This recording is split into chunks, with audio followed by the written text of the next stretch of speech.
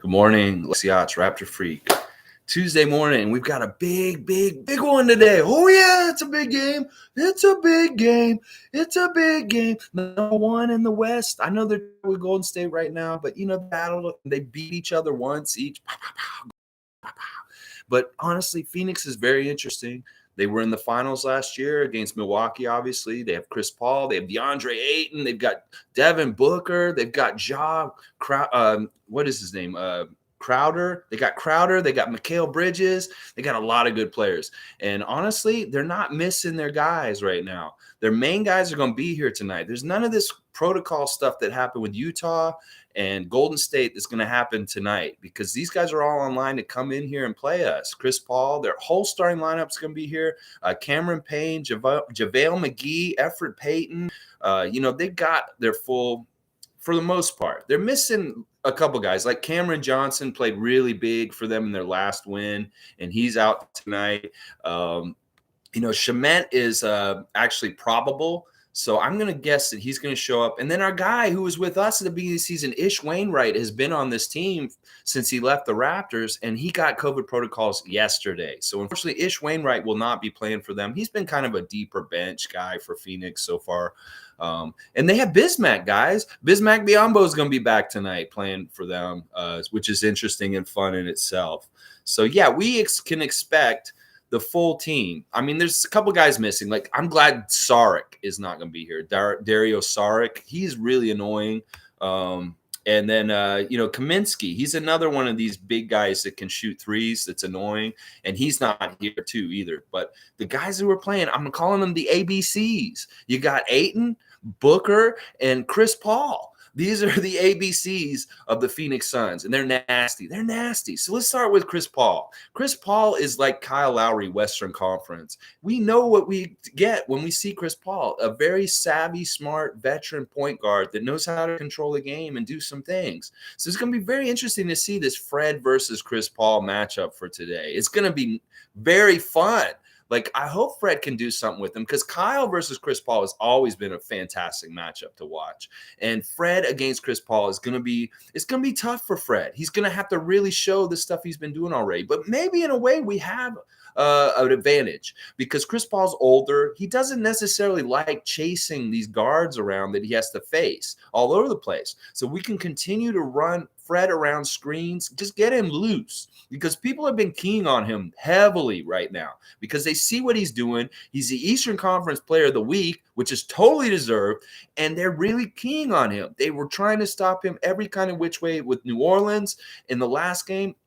And we got him loose. We got him loose somehow, some way. And we got to continue to run Fred around Kem, around Precious, around these bigger guys and get him free so he can get his open shots or his catch release just from guys going to the basket and the defense collapsing on them like Pascal and then tossing it out to Fred who's open and just hits it. Because that's going to be the thing. If Fred can tire out Chris Paul, who's a 36-year-old point guard in the NBA, then this could be really good. This could be really good. So I want to see Fred really make Chris work tonight. And I know they'll probably switch guys onto him. Other bigger guys like Devin Booker will probably be guarding Fred at times and stuff like that too. Now, Devin Booker, he is a real deal Holyfield kind of scorer in this league. Earl Watson's prodigy, somebody that Earl really put something into. But look, Earl's on our team now. He's a coach on our staff. So if anybody knows Devin Booker or the Phoenix Suns offense, it's one of our assistant coaches right now, Earl Watson, who was with them for many years. So he really, really knows what the Suns like to do. And I hope that Earl is just opening the book to Nick Nurse and the rest of the guys and teaching them exactly how to stop this team because he was a part of the architect that built that team.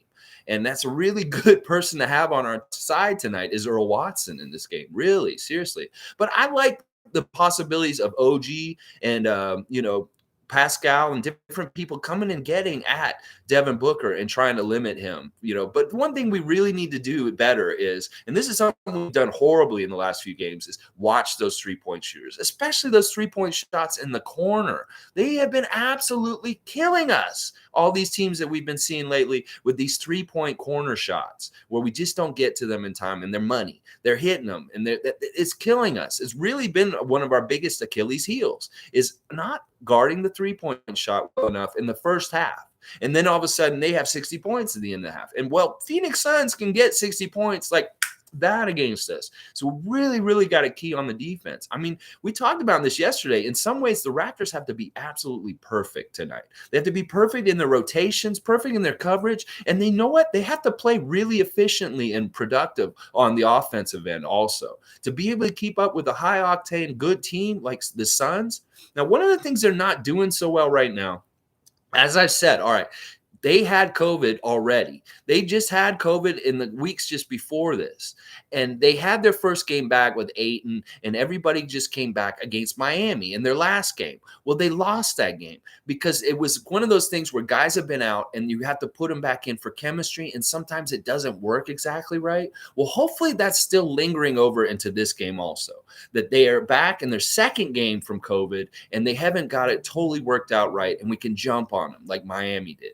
Now, one of the reasons why Miami was successful against the Suns in their last game is that the Suns were kind of dogging it on defense. They weren't going after Miami in the right ways, and Miami was aggressive, and they kind of put their foot on their throats, and they just couldn't get the defensive intensity to stop the Miami offense. And it was Kyle Lowry tossing the ball to Tyler Hero like crazy. Duncan Robinson, these two guys were bombing threes off of Kyle Lowry's 13 assists. And, that is what's going to be needed tonight. Ball distribution, moving it around every which way, and making sure we get the best open shot. Now, I'm a little worried because two guys are on our injury list. Yuta cleared COVID protocol. So Yuta is back. He's back tonight, but now we have two other guys. Gary is back on the injury list for tonight. He's questionable with his ankle, and now Scotty is on the list. Scotty Barnes is listed as questionable tonight with his knee tendonitis. And, we want to have everybody available because we're going to need them against a team like Phoenix tonight. So we'll see what happens leading up to the game, whether these guys, one of these guys, both of these guys, or maybe we'll see who's available and who's actually out there for us tonight. Because we could really use Scotty Barnes, and definitely we could use Gary Trent for sure. Let me see what you guys are saying so far this morning. Good morning, Mo. Good to see you again this morning. Raptor superfan Monique Lawrence is here. Hope everyone is well and excited for tonight's game. Oh, man, am I excited. I've been excited the last 2 days, like yesterday and today, thinking about this game, thinking of pre-visualizing the Raptors playing very well against the Suns. In the past, we've done well against the Suns. The last time the Suns were here in Toronto, I was at the game. It was right before the close down of the season, right before they went on that Western trip where they went to Utah and everything shut down. I went to that game, and we handled them pretty good, but they were tough. They were a tough team, and they're on the rise, and they've obviously risen now at this point. But, for some reason, people like Pascal Siakam plays really well against Phoenix. This was pointed out in the last couple of days. Like, as he doesn't have good games against Utah, we've noticed, he has good games against Phoenix. So he even had that game winner against Phoenix in recent years. Remember that. He had that little dribble drive to make a lay-in at the buzzer to win a game against Phoenix in the last 3 years or so. So look for Pascal to really have a big game tonight. We need him to have a big game tonight. And because he's rolling and playing the way he is these days, we can expect him to have a really good game all around, hopefully. And he really is one of our best attributes going against them tonight. Because Freddie could get tied up a little bit, but who knows? Now, obviously, okay, I've talked about Booker. I've talked about Chris Paul a little bit. We definitely need to try and contain Booker as much as possible with guys like OG and Pascal and different guards. Maybe even Justin Champagnie comes in and tries to tie him up himself. But Ayton is another whole aspect of their offense and stuff that we really need to watch out for because he's a true big guy. He's very talented center. He can score. He can rebound. He's somebody we're going to have to keep a body on and keep control of as best as we can. I don't want to see Ayton go crazy with some crazy double-double game where he has 20 rebounds and 30 points. That would be really bad for us. So hopefully our guys can body him. Like Khem Birch is going to be a big part of this, obviously. But, even a long defender like Chris Boucher, who, by the way, it's Chris Boucher's birthday today, y'all. So happy birthday, Slim Duck, Chris Boucher. He turned 29 today. And not only that, Chris Boucher just signed a new contract with Slim Jim, y'all. He's the new spokesperson for Slim Jim, just like in the footsteps of Macho Man Randy Savage. Chris Boucher is the new spokesperson for Slim Jim. And that only makes sense because he is like body is long and skinny like a Slim Jim. So That's awesome. Happy birthday to Chris. I hope that he does really well on his birthday, continues what he's been doing so far in the last couple weeks on his birthday. So hopefully they get a birthday win for him. Maybe he gets a putback at the end of the game like the last game and has a big part in the reason why the Raptors win tonight. Oh, yeah. And I want to see Precious really being physical and doing as much as he can down low to help us. Because they've got talent. And all five guys starting, whether it's Crowder, whether it's Bridges, whether it's Booker, Paul, Ayton, that's good quality talent. We got to worry about all five of those guys. And then coming off the bench, I mean, there's dudes like Efren Payton and Cameron Payne. There's the point guards. And then they got JaVale McGee, who's a very interesting veteran who's been around for a long time. But, they have a couple veterans, but there are a lot of young guys on this team. And when I looked at the height test, they've got some height. But there is a cutoff where we kind of overlap and beat them with overall height by having so many 6'7" and up guys. Like, there are shorter guys that are important on this team, more of them than on our team. Like, Fred really is the only one now that's super important to our team that's under 6'5". And they have more guys. Like Booker himself is not that tall. He's a great scorer. He's super talented, but he's not super tall. So to me, I feel like our length can really stymie him and stop him and maybe contain him to a degree. We really like to contain Booker. Like Ayton will be tough to contain, and Chris Paul's going to get his and do what he does because he's just a vet. He's been around for so long. He knows what he's doing. So those are the kind of things I'm looking at today. Let's see. Mo's saying tough to read about Scotty. Yeah, we saw the signs of it. Him on the stationary bike in the last game when he wasn't in the game. He's just got to keep it warm and stuff. And hopefully it's something where he just shows up and he plays tonight no matter what. Maybe he gets limited minutes, but who knows? Maybe it is a game where he sits just because we don't want to take a risk because this game's going to be a battle. This is going to be an all-out game, and these guys are going to have to play the full 48 minutes really, really well on defense and offense. They can't have any kind of lulls on either side of the ball to me because they will capitalize and they will destroy us if we don't. Let's keep going. Duke Rocks. Good morning, man. Good to see you this morning. You have to watch out for Paul's savvy vet moves to draw fouls. He loves to school rookies. Well, at least we'll have Fred, who's pretty familiar with him, I would think, at this point, and kind of understands those kind of moves. Like Fred, in a way, is kind of smart with not getting stupid fouls, like as a point guard and stuff like that. But we'll see. You're right. Chris is all really good at drawing fouls. He's really good at trying to pinpoint players on the other team that he wants to get in foul trouble. And he may start driving directly at Pascal at times in this game just to try and do something like what you're saying right there. But I really believe that our guys are aware of this. Hopefully the coaches will be aware of this and they'll just be smart. Don't take the bait when Chris Paul is giving you that kind of stuff. But he has a way of forcing his body into people and getting contact no matter what. So we'll see. Kenne. I hope we are not tired because we really need to be on point today. Oh, yeah, we really need to be on point today. We come out there and start the game like we did against Utah. We have to come out there like swinging. We have to come out there swinging and playing at a very high level. There's not a whole lot of room for error. Not a lot. Like if guys aren't making their shots or they're blowing defensive coverages, they need to come right out of the game, and we need to get somebody in there who can do that properly. Oh, yeah, we got to be majorly on point. You are right, Kenny. Good morning. I'm glad to see you. Andrew, to Chris Boucher on his birthday, let's go! Biggest test this season. I agree with you, Andrew. This is the biggest one so far. I really do believe this because these big teams that have been coming to us, they haven't been coming fully packaged or correctly who they are.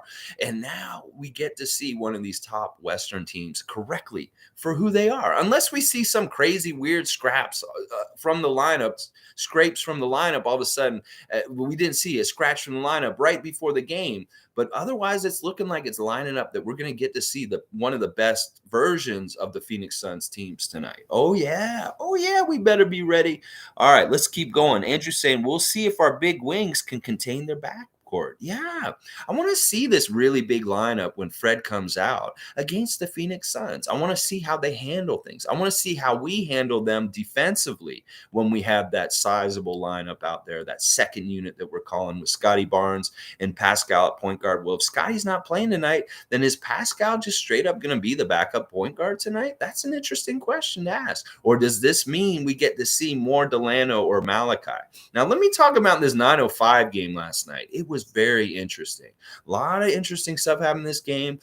We won the game at the last second on an Isaac Bonga three-pointer. Yes, Isaac Bonga hit the big clutch shot to help us win by 1 point over Long Island. It was that close. It was like 103 to 102, and he hit this three. He got the shot, the pass from Delano Banton, and he hit it money.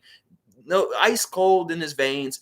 Bonga, clutch factor last night. Now, on the other hand, some of our other guys that are on the main roster that went down there did not look good. Malachi, once again, is really struggling. Like, he shot horribly last night. At least he was doing some things with the playmaking with other players and helping them score that looked really good. But Malachi did not look good at 9:05 last night. I'm really disappointed in that. I'm really worried about his confidence. I'm really worried about how he's shooting because his shot is looking ugly. Like, if he's not making his shot in 9:05 against that kind of competition, he needs to really get in the gym and make sure he shoots like 3 times more shots than everybody else right now, because that's what you got to do, Malachi. You got to work harder than ever before to fight for your NBA career right now, honestly. And even Justin last night didn't look as sharp as he has for us on the main roster, but he did okay. He had some foul problems last night. One of the nice things about the game with the 9:05 last night was seeing Reggie Perry back with us. He went to Portland. He played that 10-day stint with them, but he's back with us. He's on the 9:05, and he played really well again last night. So that's basically it. We beat the Long Island Nets in the last second because Isaac Bonga hit a three-pointer to put us up by 1. All right, let's keep going. Let's see what you guys are saying. Mo's saying, news and note, 9:05 win last night, Reggie back. Yeah, I guess I just said that. I must have just subliminally read your next comment and just talked about it just then. It was really good to see Reggie back because we were worried that Portland had snatched him up just in case, but we wanted him having in our system. And there's other guys on that team that are really impressing me too. Like Noel is a really good player down there. Tyree took a really nasty hit from their center on a screen where he wasn't looking, and it looked like he might be carted out on a stretcher. And boy, did Patrick Mutombo get mad in that moment. He started yelling at the refs. But anyway, it was a very exciting game, the 9:05 game last night. High tempo, a lot of scoring. Andrew, apparently it's really cold inside Scotiabank, especially today. That's interesting. I think there was an issue with that with the Mississauga game last night. The guys were blowing in their hands, and with no fans in these buildings, there's not like a heat kind of thing in it. And it has been a super cold week in Toronto. Like, it's -7 all day today. That's the high. Like -7 Celsius, and it's not fun. Like, it's cold in my house right now. That's why I'm wearing my jacket. Like, I wear my jacket all the time in the house, but it's like I wear it today because I really need it today because it feels cold in my house, even with all the heater on and stuff like that. It is very cold, and that could be a factor tonight. Like, all right, am I going to do the real mascot matchup today? The Sun versus the Raptor. This is how it goes down. This is for Tom Duke. All right. There is a very cold place called Toronto that the Raptor lives in, and the Sun likes to be there. But right now it isn't here. No, it isn't. And we know it isn't here because it's -7 Celsius. So the Sun loses in Toronto today because it's so freaking cold.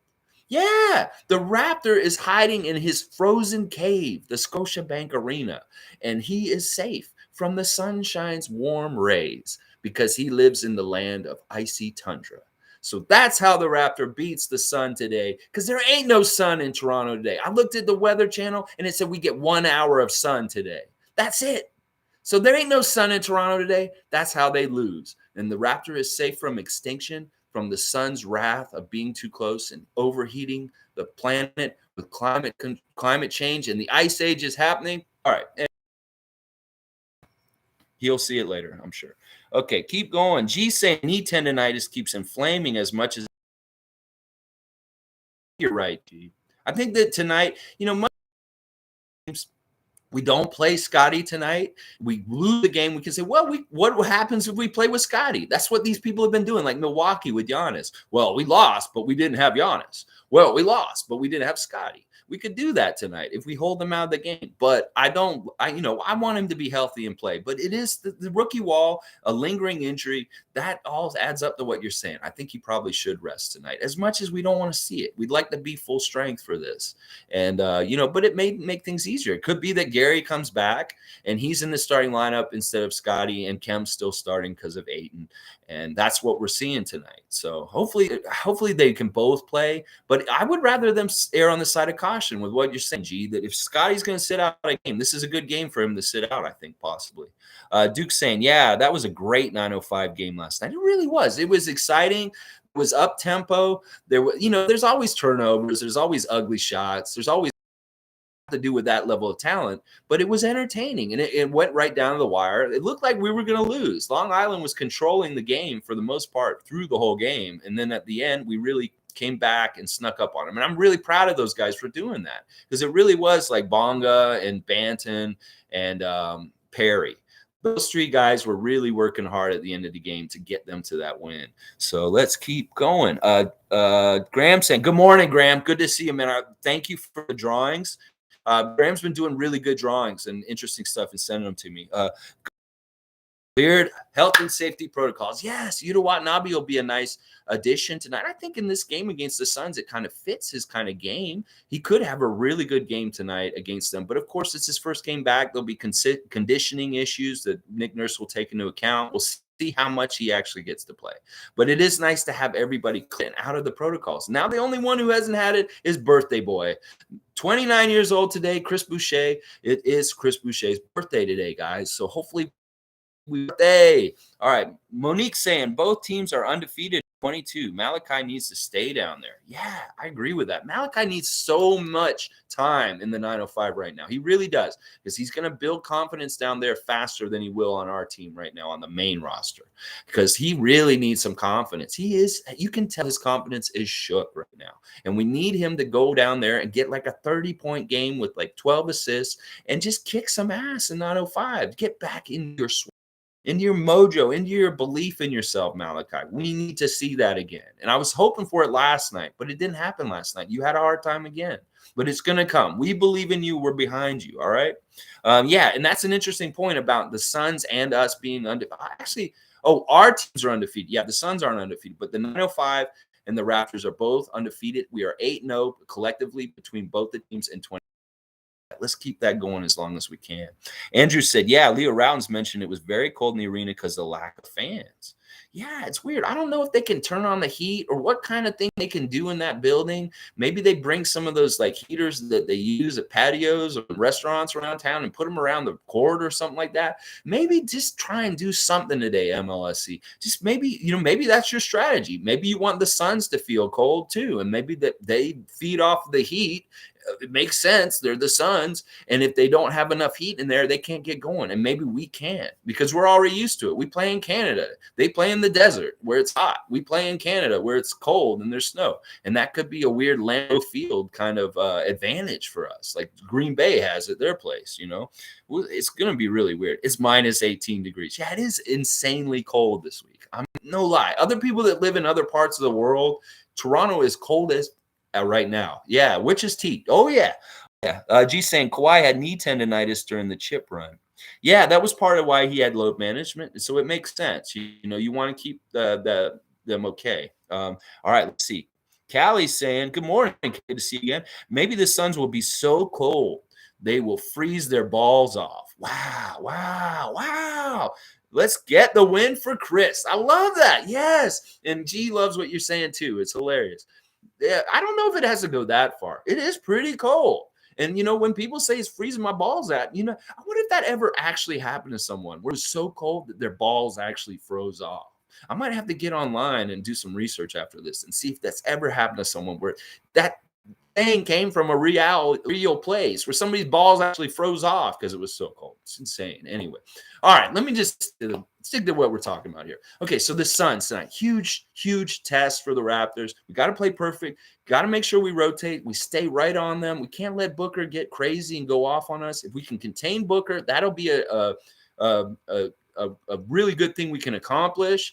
Ayton's going to be a problem if we can try and keep them away from the basket, like keep them positionally like pushed out and where he has to shoot from a little bit more distance. It may be good because he's really good right near the basket, and he can shoot range and do stuff like that. And he has hit threes, but once again, like Ingram, we don't want him getting close to the basket. So the further away we can keep Ayton away from the basket, the less likely he'll hit his shots. And also we can get a body on him on rebounds always, whether it's on the offensive or the defensive end, because he's going to be trying to get offensive rebounds like crazy. And we just need to know where he is at all times so that he doesn't just make putbacks over and over again against us. Yeah. Okay, let's see. Kenrick saying we can beat this team. I believe it too, Kenrick. I really do. We have to believe it. And I know they believe. They know what they got to do tonight. They know they have to come with the high quality, top-notch level of play that they have not always shown all the time. Like we have seen different levels of continuity with their defense and their offense, but we need to see the best versions of it tonight. And I really do believe that they understand this and they come with that kind of attitude tonight. We'll know right away.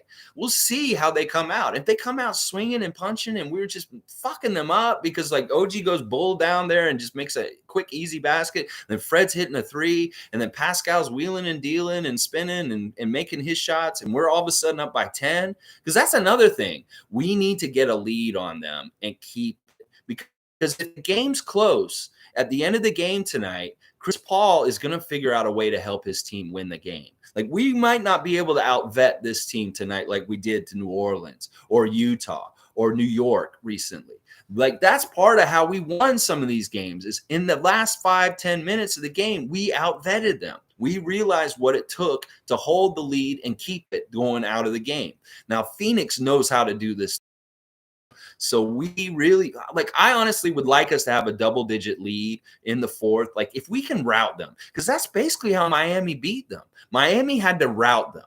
They beat them and got like a 15-point lead and just kept it at that cushion for the whole second half. And that's what kept them from winning, Phoenix. So it's really like we got to get a good lead and hold it. And they're going to keep running and trying to get back on top of us over it. And we just got to keep pushing them down and keeping that cushion. Because also, if it's close at the end, the refs will help them in some sort of way, because they want to help the narrative of the Suns being a top team with their record. They much rather help them win than us, because honestly, we're a middle team still. And they want. And then the other thing is, like I said, the leadership of Chris Paul in the last couple minutes could be very crucial if this game is close. So we want to have a big win. You know, this isn't just for educational and talking the team basketball stuff. This is for comedy purposes too, Callie. You can come here and get a little laugh or a smile from things I'm saying. Like, has everybody ever actually thought about whether someone actually froze their balls off? I'm pretty sure somebody has at some point in the world. It may have happened on some place like up on the Himalayas or something, or like somebody was climbing up Mount Everest and their balls froze off. It was like, oh no, his balls froze off. I don't know if he can make it to the summit. You know, that's horrible. I shouldn't even be making jokes like that. That's hilarious. Okay, Mo, another friend, other than Fred, who's the biggest scorer tonight. I hope that Fred has a big night tonight. I think that could happen. Get another 30-point game. He's figuring out his places and spots. Like, they really try to stymie him, the Pelican, and he figured it out, and he still got 30 points, right? So hopefully this happens again tonight. I don't think the Phoenix Suns are mostly known for their defense. I mean, they have a good defense, obviously, with a big pivot down there that can block shots and, guys that can get after it, a savvy point guard, but it's really their offense they're known for. So if we can try and make their defense not look that good, because it isn't that good in some ways, but it's when they're trying, and they weren't that good on defense against the Heat. And that's what I'm saying. So if we can expose their defense for being a little lazy, a little West Coast kind of like LA Lakers kind of defense, that kind of stuff happening with them, that'd be good. But, we'll see how motivated they are. Really, it's going to be a big part of it.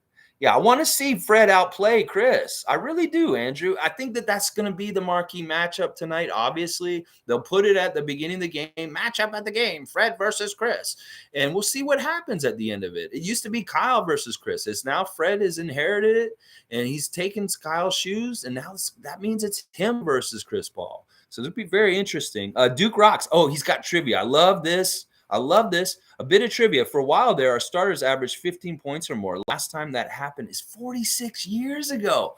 I know. This is so crazy. The guys averaging 15 points. I think Scotty's the one who just dipped down below 15 because he's had a couple of dogs in a row for games. Like he didn't score very well in the last 2 games, and his average just dipped below 15 just recently. But everybody's above 15 otherwise. I think Gary's up there too. Yeah. So that is amazing, honestly, to have all 5 guys, because often you would just want your starters to get in double digits, average double digits, like at least 10 for a starter. To be a good starter, you have to average double digits, and all of them averaging 15. That's really good, and it has been a super long time since that happened. You said 46 years ago. Oh my gosh, what is that? That's got to be, well, I'm 46, so that was 1975. So wow. That's like Golden State won the championship that year with Rick Barry. Yeah. Okay, let's see. New York. Oh, G just brought up the New York situation with Randall. Wow. This is why I don't like the whole fans versus the players kind of thing that can develop. It's really ugly and toxic and bad for a team. The thing that's happening with Randall right now is awful. Like he made it worse going to the press and saying something in the press. And now they're all over him. Now they're chanting for Obi to come in over him. And he's scoring like 2 points. And it's just not a good look. And this is what I'm talking about. The foundation of a good organization, good character, and good people is here in Toronto. In other places, they have issues, whether it's Ben Simmons, whether it's Kyrie Irving, whether it's Julius Randle now. Like this is a big headache for the New York Knicks, and we should be so thankful that we don't go through issues like this. That this is a very, very, very big problem. Very big problem.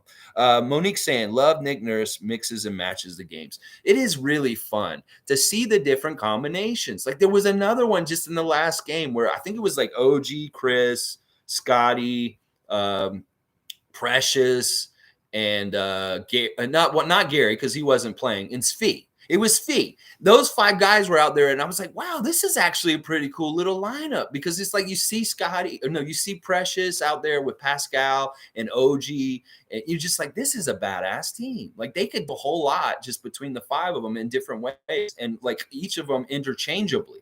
So that's the kind of stuff I love about the mixing and matching with the rotation and like the different permutations and combinations that Nurse can do with the guys that he has right now. And it's a lot of fun. And he's making sense. Maybe the ones who are having the most success shutting down the other side. That's why Chris Boucher is playing a lot more in clutch time now. It's because he's showing a lot of really good effort on defense and rebounding. And those are huge things that we need. And especially tonight, we're going to need them. Oh, yeah. Andrew saying, I can't remember the last time Raptors fans booed their own players on the court. Yeah, I've been there and I've seen it, and it sucks. I hate it. In the early days, it happened a lot. Like when I used to work at the building, I would see it happen with the Raptors, and I would get so mad at the fans. I would be like, what the? You guys are supposed to be fans of this team. You're not, I understand they're not that good and they're hard to watch, but booing them at the end doesn't make anything better or anything like that.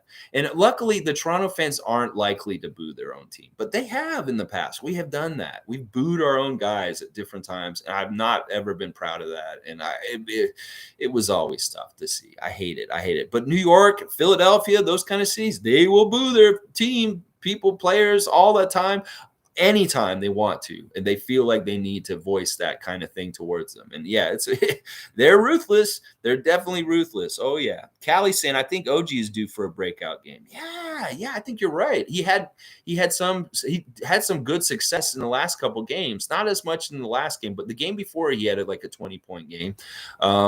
Yeah, I'd like to see OG bust out. Like, we're definitely going to need scoring tonight.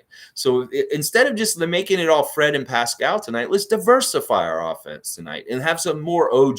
Let's maybe see Kem get 10 points tonight, at least 10. Maybe Precious busts out and he starts hitting threes all of a sudden. In the middle of the game tonight, he gets like 3 3-pointers and he ends up with almost 20 points and like 10 rebounds, a double-double for Precious. That would be really good too. We just want production from more than just our main guys. Like Pascal and Fred, we know they're solid. OG's going to be pretty solid, but we need all these guys to either score some points, hit the boards, or just fill up the stat sheet. Get assists, get steals, get blocks, Do all that. Less turnovers, and we'll be good. We will be good. Oh, yeah. Because this team, actually, we could get some turnovers on Phoenix tonight. We need to force some turnovers, get into transition, and get easy baskets. And that'll help us a lot. That's always been a place where we've had a lot of success this year, is transition, getting turnovers. Oh, yeah. Okay, let's see. G saying, Andrew, there is some toxicity forming in the newer fans. They were getting ugly with Pascal. It needs to end before it becomes normal.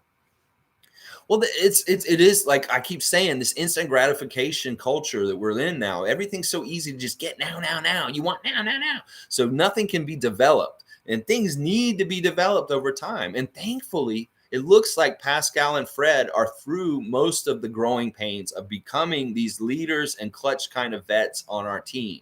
Like, really, the tough time was last year, and maybe even the bubble to a degree, when they had to go play that playoff and see Pascal fail and not be up to snuff. He felt all that. So he doesn't want that to happen anymore. Rehabbing from this surgery that he had last year partly was building his mentality against this kind of failure, is against like dealing with this kind of stuff and knowing how it feels when it doesn't happen. It's like Fred said the other night, we couldn't lose to Utah because I didn't want to sit for 2 days with that feeling of losing to a lesser Utah team. And he did something about it proactively before the game ended and made sure that they won. And boy, did he. Oh, boy, did he. And like, I love that Jack Armstrong said that performance that Fred did against Utah in the third quarter, that scoring that he did in the third quarter, was the best performance he's ever seen by any basketball player in the 20-something years that he's been covering the Raptors up close. That was the greatest performance he's ever seen. That's by either team he's seen. And he's talking about guys he saw over that time, like Michael Jordan, Allen Iverson, Kawhi Leonard, all these different guys that have been around. Fred had the most impressive, dominant performance in that Utah game. And I totally believe him. And I agree, because that was amazing, especially at his height, and being undrafted to do that makes it all the more special. It really does. Kenrick's saying, hating on Pascal shows real lack of basketball knowledge. Yes. And like I said, some people have miserable lives. Sometimes the way I put it this way, the way you treat the team that you love is how you look at yourself in a way. Sometimes if you're very negative and talk down the people on the team like Pascal, it's a reflection of how you feel about yourself, that you have a negative reflection of yourself and it reflects onto other things. So the more we talk about positive things, and this is general life stuff. All right, we get comedy, we get a little bit of basketball preview here, but also life skills and things like that. The more you talk about the things you love in this world, the more you talk about positive things like we do on this stream. I love this about the Raptors. I love this, and not I hate this about the Raptors. I hate this. The more love and positivity you put in this world. And some of these people are just miserable wretches that just have to put negativity out all the time. And so it's like, Pascal sucks. I hate him. Trade him. I trade him. It's really, they're talking about themselves. They're upset with themselves and they hate themselves. So think about that. When you hear somebody coming to you and talking negatively about everything in their life, sometimes they're really hurting inside, and that they just need a new perspective and a new way of thinking. Or maybe they just need to practice gratitude and understand the things that they love and talk about those way more than the things that they hate. I'm not saying be like sunshine, cheery, everything's great, la la la, and like not realistic. I'm just saying you can put your focus where you want to put it. And if you put your focus on Pascal is doing this wrong and this wrong, but you can't see the great things that are happening also, then it's more a reflection of you and how you feel about yourself, to me. That's what I think. But also, I agree, Kenrick. It also shows that they don't know shit about basketball because they haven't seen the good stuff and the things that he's doing to develop. If you just think that Pascal's crap, I mean, you can't think that he's crap at this point. I mean, the way he's playing right now is masterful. This is Scottie Pippen top form kind of stuff that he's doing right now. This is Scottie Pippen kind of stat lines, at not when Jordan was still there, when Scottie was there by himself with the Bulls for those years when Jordan had to retire for a while. This is the stats that he's putting up, is Scottie Pippen running the Bulls without Jordan. That's what I'm seeing from him right now. And I agree. It totally shows that they're not paying attention and that they may just want to be negative about something in their life. And that's what it is. David Duttinger, good morning, man. Welcome. Good to see you for the first time.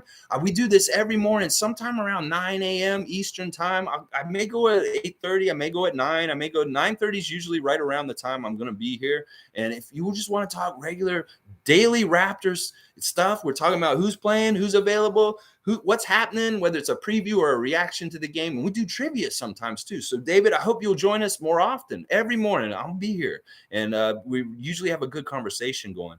This guy's got money on the Suns on FanDuel. Well, you know what? That's good, man. Go ahead. I hope you lose your money. Oh yeah, I put money on this season too. Also, I put $100 at the beginning of the season that the Raptors are going to win the championship. And you know what the payout's going to be if they do? Think about that.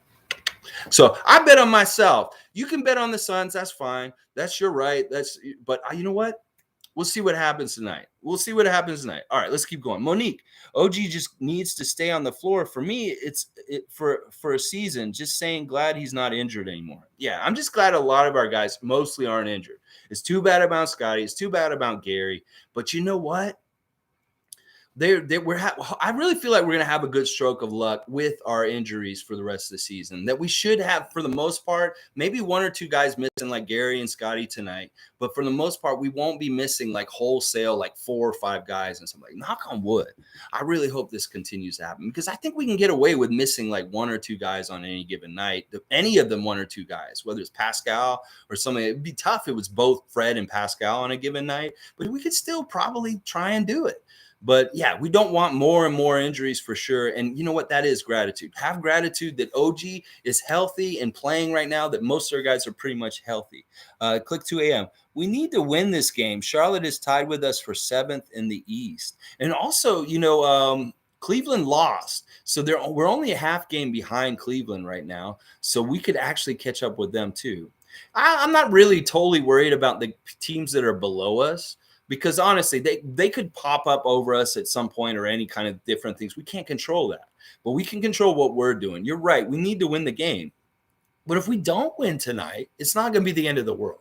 We're losing against one of the top teams in the whole entire league, number 1 in the league, in my opinion. I think they're better than Golden State.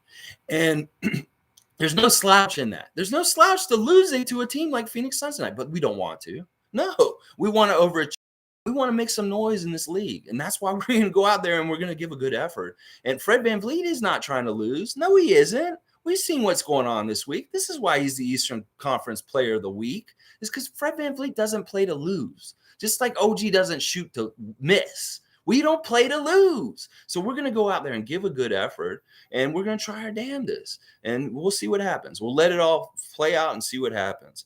I'm excited. I really am excited. I want to see some good basketball tonight. I really do. And hopefully the arena isn't super sub-zero cold and it's really hard and it's an ugly game because there's just no heat in the building. I mean, that literally could be a concern tonight. It is that cold in Toronto. I don't know where people are, but it's very cold here today. And the arena may be cold with no fans in it tonight. Oh, yeah.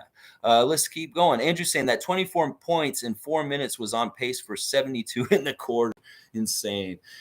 Man, I mean, honestly, that performance by Fred was Jordan-esque. I mean, I'm serious. He earned the right to wear the number 23 in the NBA with that performance. He always had the right to, just because of his mentality and who he is and what he became from where he came from. But that was bona fide Jordan-esque performance against Utah. And I really hope that Michael was sitting somewhere with a cigar and he saw that and he said, yeah, that kid's got it. That's what I want to believe happened. I know Michael. I don't know if Michael actually pays any attention to the NBA anymore. He probably doesn't care. He's probably gambling. I know he has something to do with Charlotte and that team and stuff, so maybe he probably does. But I'd like to think that Michael Jordan had a little smile on his face when he saw what Fred VanVleet did last week. Oh, yeah. I believe it. Let's see what's going. Mo's saying 7 in a row. Let's believe 7's gonna be tough. We can get 7, that'd be great. Lucky number 7. Let's go for it. G saying, fun fact: Kawhi and Pascal had the second most points of any duo in NBA playoff history. Yeah, remember that. They were talking about that stat in relation to Jordan and Pippen. We were right up there with some of the greatest combos in those kind of situations, Pascal and Kawhi. Yeah, it was a fantastic time. Let's see what's going on tonight. David's saying the line is Toronto plus 3.5. So I got the Suns tonight. Sorry. He's just doing this for money purposes. It's the better bet for him to make so he can make money, like in the way he sees it how it is. You know what? Listen, don't be sorry, man. You making your choice. That's fine. I'm a crazy diehard I've been like this since 95. I was a horrible, depressed person in the 90s as a Raptor fan. I've ridden through every single part of us losing and going against and all this kind of stuff, the whole ride. And this is my perspective where I'm at with this now. I can't go against them. But if you want to make a quick buck because you think that this is how it's going to play out tonight, go ahead, put your money on it. I have no problem with that. Yeah, it's all good. And actually, we encourage fans of other teams to come here and interact with us. We have a Nets fan that comes here all the time, and we're very civil, and we talk about things in a very real, positive way with them. And they've actually done a good job of mending the fences between Toronto's fuck Brooklyn and the Nets. Like, we actually have more respect for the Brooklyn Nets because this guy's been coming in here and talking to us in a he hasn't been here for a while. I have to say that. Not since we beat the Clippers, and then the Clippers went and beat them, I think, the next night. Or that wasn't what happened. It was something like that. We beat a team, and then the next night they went and beat them on the second night of the back-to-back, and we haven't seen him since. But I love Starscream. He's a great Nets fan, and we encourage any fan of any team to come in here and talk. I don't know what you may be a Raptors fan that's just betting on Phoenix because you want money. I understand. That's cool. Most saying you can't tell me Pascal's not an all-star. He is. I believe that too. I think, like we've been saying, if he doesn't make the All-Star team because we can only get one and it's Fred this year, I'd much rather that happen because Fred really deserves it. And honestly, I want him to have that on his resume. He should be able to say that he's been an NBA All-Star, and he hasn't been able to do that yet. Pascal has been able to say that. And it may be that part of the reason why Pascal doesn't get on the All-Star team is just because of his injury at the beginning of the year and the amount of games he's already missed. But in that logic, guys like Kyrie, Clay, they should not be sniffing anywhere near the All-Star game.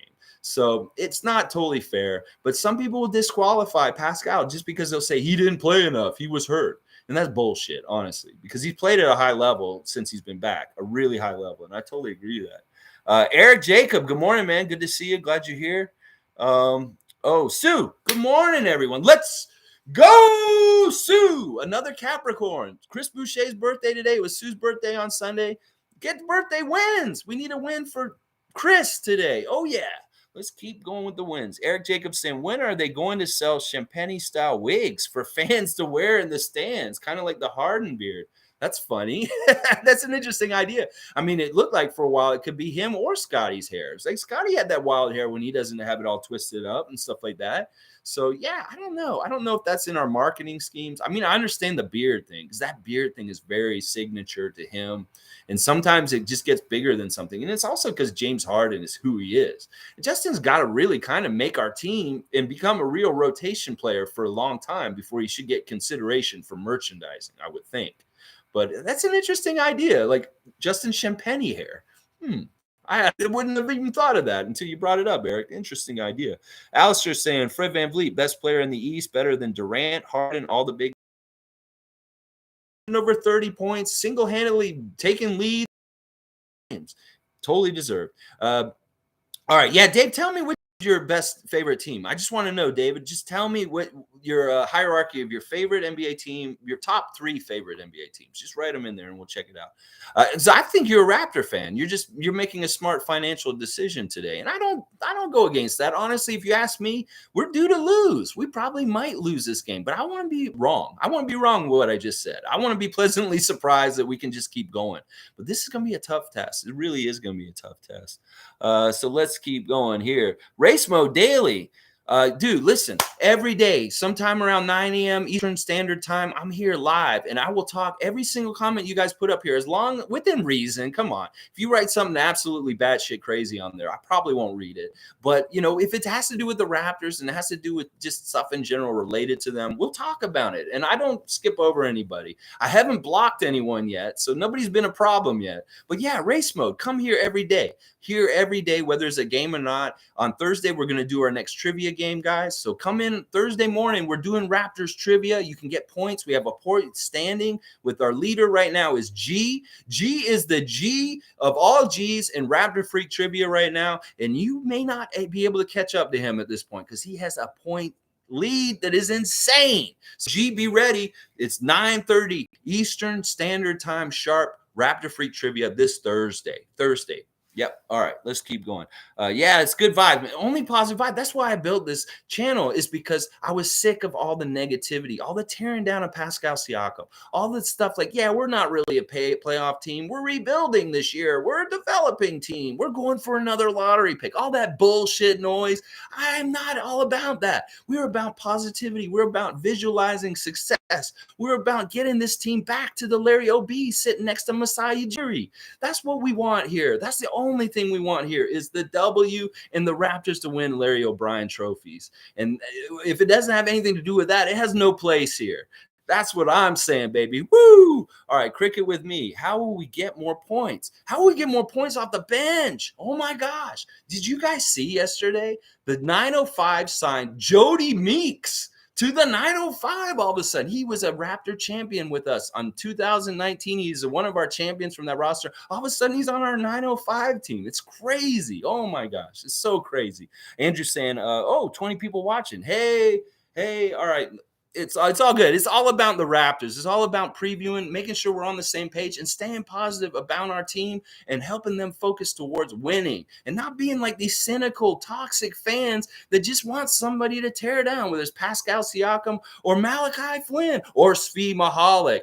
You know, I know these guys can get critiqued by us, or we can Monday morning quarterback these people all we want, but we've never got to this level. We don't know what it takes to do this, and failure is a very big, wide area to land in when you're in the NBA. Oh yeah, to get successful in the NBA, you have to be perfect in a lot of ways. And guys like Fred VanVleet that are undrafted and did what they're doing now, that's why it's so sweet to see somebody who was never supposed to do this, because he really wasn't. He was not drafted, and he was not supposed to make this league. And now he's looking like he's going to be an all-star in a couple of weeks. Oh, yeah.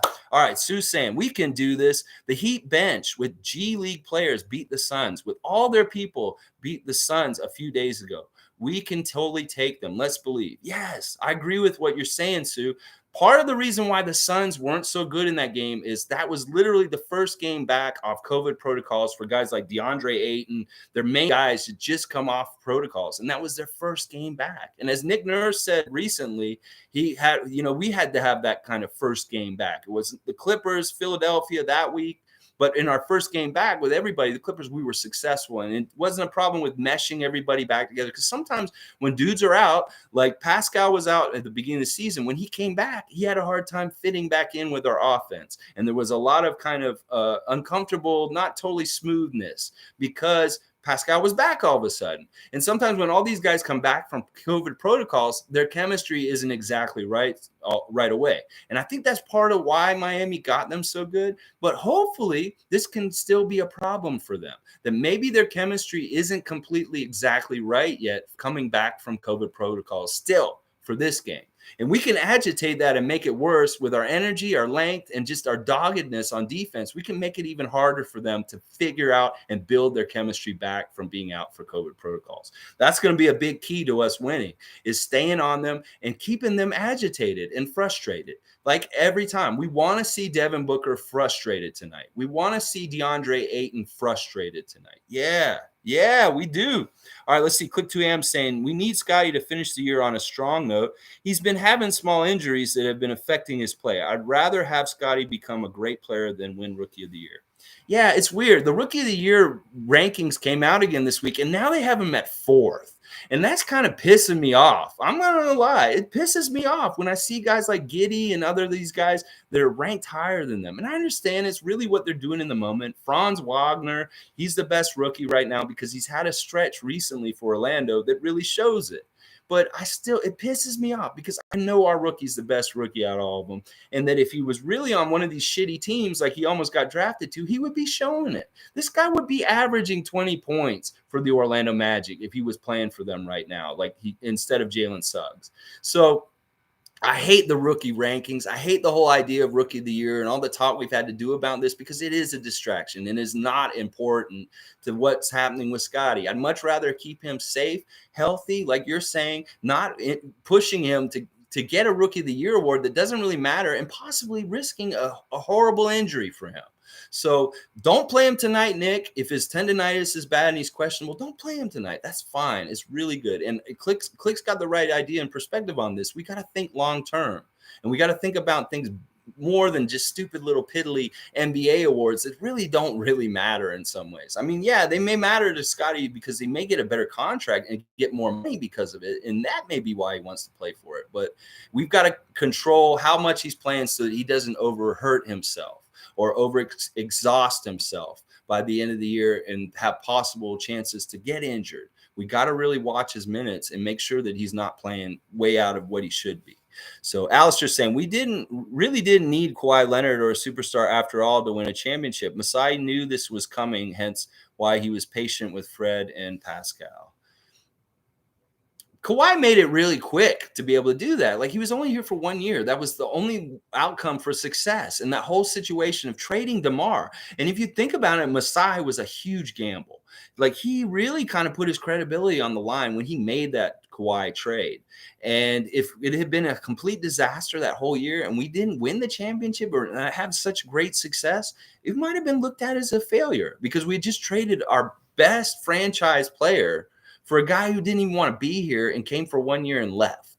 That would have blown up in Masai's face and he would have looked like a real idiot. But instead, he looks like a genius because of the way it worked out.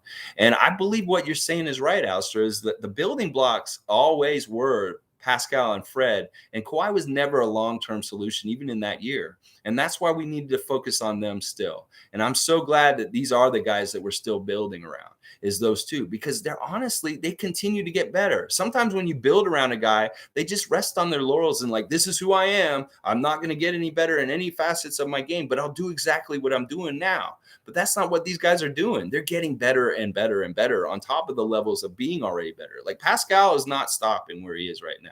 He's going to continue to try and make his game better and better and better and better as the years go on. And when his body catches up to him, then it'll change. But right now, these guys are in their prime. These guys are in their mid-20s, and they are only going to get better in the next 10 years. Like, think about this. They can grow until 35 and still be at top level, but they're just getting better with their mind and decisions and experience and understanding, knowing more and more as a vet as they get older. They're already like vets, and they're young. So they're going to have all these years of great veteran smarts with their young bodies still. That's a really good strength to have. Oh my gosh, such a good strength. Let's keep going. Cricket saying what he meant to say was, who will get the most points tonight? I think that it might be Fred again. Pascal plays really big against Phoenix. So it might be, I think it'll be Pascal. Probably be Pascal. Okay, let's see. Sue saying Fred as Eastern Conference Player of the Week, some big ups. You know, that's good. That's great. But we didn't need that. It's great, though. Mo's saying, do you think Bonga gets more minutes with the big club after that performance? Yes. I think what Bonga did last night, he totally made it clear why he stayed on the team and Sam Decker didn't.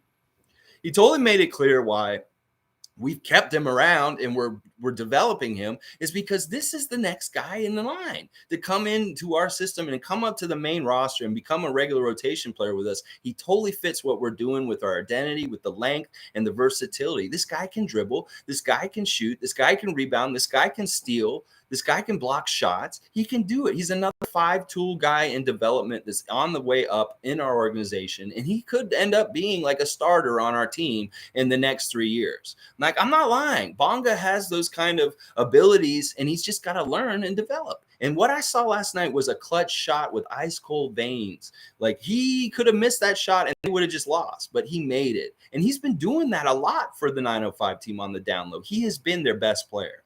The 905's best player so far this season has been Isaac Bonga. And I totally understand why they kept him and not the other guys now. David, your team's the Knicks. Listen, we had a Knicks fan who came in here a lot too. And man, I have so much sympathy for you just because of your owner. Like, Dolan is an idiot. I feel so bad for New York fans. I have good friends that are Knicks fans, people that I've known for years and years that truly love this team like I love the Raptors. And I know that there's pain in that just because of this fucking asshole, James Dolan. Like, who the fuck tells Charles Oakley that he can't come to Knicks games? Nobody should be allowed to say that. That man is made in that franchise. So Dolan is just this petty little ego baby motherfucker who's running his team from his own feelings. And that's been holding y'all up for so long. And I know that he's kind of gotten a little distance from all that at this point, which is good. And you guys are finding a little bit more success. But honestly, I don't want y'all to have success because of an obvious reason. But I do feel bad for Knicks fans. And, this is why NBA Chev jumped ship. He left y'all and he's with us now because he just got sick of the organization and how it is with him as the owner. And he saw what we have and he's like, you know what? I want to get on that with the bubble. You guys watch NBA Chev too. I know a bunch of y'all probably do. So you know exactly what I'm talking about. Chev said I couldn't root for this team at a certain point anymore because they don't deserve my devotion because of the way it's being run. So I totally, man, it's hard to be a New York fan. I'm surprised you're not a Brooklyn fan more than instead, because Brooklyn's a good team to jump onto, I guess, if you're in there. But I guess there's that kind of where you can't be a Nets fan and a Knicks fan or something like that. I don't know. But yeah, it's tough. I really thought New York was going to be really good at the beginning of the season. They really started well. And, Randall was so good last year. It's really disappointing to see where he is at this point, considering what he was doing in the league last year. It's a very weird fall and a very weird kind of situation. And the stuff with Kemba this year has also been very bizarre. But it seems like y'all handled it well, that he came back. He got the triple-double on Christmas Day. But the not starting him and him not even playing for a while was very weird to me for a little while in there. I totally – man, I feel for any New York fans of the Knicks. Let's see. Jody Meeks is there for veteran leadership. I think so. It's nice to have a guy that's sitting on your 905 bench that's been to the top. There was a 10-year vet that's done a lot in the NBA, and he's got a ring on his finger, and it says Raptors on it. And you said, yeah, we won in 2019. I can tell you when I saw Danny Green do this, I saw Kawhi do this, and when Fred did this, and that kind of stuff on that bench is a big deal. And he took Rousey's spot. I feel bad for Rousey, but he's just a little guy, and he was lucky he got to play for a little while on the team. But now Meeks has got his spot, and in some ways that's a real huge upgrade, specifically for what Monique's saying right here, the veteran leadership and the guy who can kind of say, you guys want to know what you're working towards? Well, I can show you right here. AllStar, Phoenix at full strength beat us off of an offensive rebound at the end with our super small ball lineup. Now we're giant. The battles between Phoenix and Toronto in the last couple of years have been really good. I've seen us blow them out. I've seen us beat them in the last segment with a Pascal lane. I've seen them blow us out. I've seen them win in a close game. So it's not like neither side has really dominated each other in recent years. And the only reason why this is so handicapped like this is because they were in the finals last year. Yes, the record's super great and stuff like that. But, in some ways, this is still the same Phoenix Suns team in some ways that we have faced in recent years. And I don't know. It's good. It's a weird situation. I want to see what happens. David saying then BK, then Golden State. Okay, so you do like Brooklyn. Yeah, Brooklyn's a good team. I have more respect for them this year. I really, honestly, Kevin Durant was one of my favorite players when he was in Oklahoma City. Then I lost all respect for him when he went to Golden State, like a lot of people. But I'm getting a little bit more back for him this year, just from what I saw against us with that one game where he beat us with the G League and his bench pretty much, and they beat us. That was a big, huge performance and made me think, well, you know what? Kevin doesn't need Steph and Draymond around him. He can still do it by himself with a bunch of scrubs. So, I got respect for them. Golden State, yeah, Golden State's a great team. I have a lot of respect for them too. I was a Golden State fan in the 80s. I was a big fan of Chris Mullin and Mitch Richmond and Tim Hardaway run TMC. And, they obviously their relationship with me has changed over the years because of the Raptors and their interaction with them in the last few years and stuff like that. But I respect Golden State for sure. Yeah, they're fun to watch, and we're fun to watch too. I know that you're enjoying our stuff too. It's just going to be a fun game tonight. Everybody wins when Phoenix is playing Toronto tonight, honestly, because this is just going to be a fun, exciting game. No matter what happens, whoever wins, we're going to see something special. We're going to see some fun plays. We're going to see good basketball. High-level basketball is going to be played tonight, hopefully, on the court, unless it's too cold and everybody's way too cold because it's Canada and it's -7 here. Well, we'll see. Okay. Yeah, they're going to grow. They're going to grow. New York will get better in time. I agree with G saying. Monique saying, does DJ see minutes tonight? We'll see how the game goes. Nick's playing these tight rotations right now. He only played 8 guys in the last game. Like, he didn't even do 9. He did 8. And with Yuta coming back tonight, it'll be interesting to see if he gets any minutes tonight or if he's just held out for conditioning reasons or something like that. But I'd like to see DJ get out there because the clock is ticking for him. He only gets 10 days to show something. And maybe that is enough in practice. He may do things in practice internally that they see and they're like, okay, we want to keep him. And he may not have to actually show something in the game, but it'd be good if we saw him get in a game with the regular guys and work with them in real game situation. It's just that it hasn't happened the last 2 games in a way that it could allow for that. But hopefully it'll happen. Who knows? Tonight it may be tough because it may be a dogfight right all the way to the end, and he may not get another chance tonight still. But he needs to get a chance at least some point during this 10-day. Or they may give him another 10. I don't know if they can because everybody will be off protocols by then, probably. Oh my gosh, we'll see what happens with DJ. I think it's going to work out for him one way or another, and he'll end up being on our team for the playoffs. I don't know why, but I have this feeling for some reason.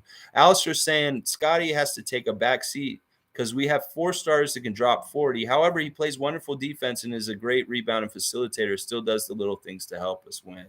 It's a tough thing. We were calling out for him to come off the bench because he'd help our bench problems with scoring and all kinds of different things. He could add anything. And plus it helps with his conditioning, his rookie wall, his different things with stuff like that. If he's coming off the bench, we can monitor him and not overplay him like a starter, like we've been doing.